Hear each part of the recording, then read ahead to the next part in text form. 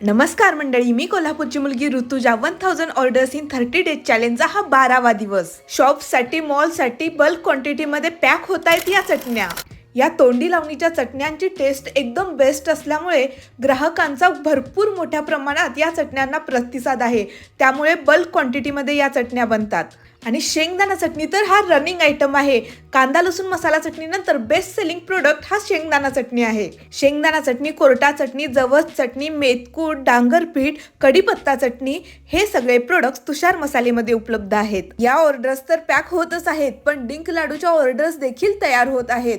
कस्टमरच्या रिक्वायरमेंटनुसार, ऑर्डरनुसारच आपण फ्रेश लाडू बनवून कस्टमरला अगदी घरपोच करतो.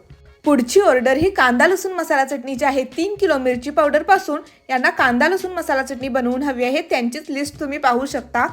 कस्टमरच्या आवडीनुसारच आपण इथे कांदा लसूण मसाला चटणी बनवून देतो, कारण पिढ्यानपिढ्या चालत आलेली प्रत्येक घरची चटणी बनवण्याची पद्धत, प्रमाण आणि पारंपरिक चव ही वेगळी असते. त्यामुळे प्रत्येक घरची पारंपरिक चव जपण्याची जबाबदारी ही तुषार मसाल्याची आहे.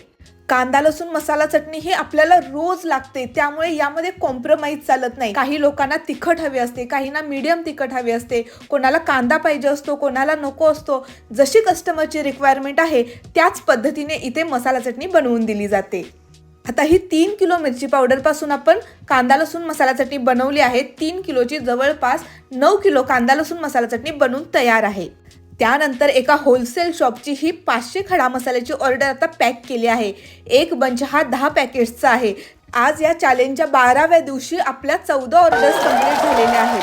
आता गावाकडची अस्सल पारंपरिक चव Amazon आणि तुषारमसाले.com वर उपलब्ध आहे. ऑर्डर करा आणि तुषार मसालेला फॉलो करा.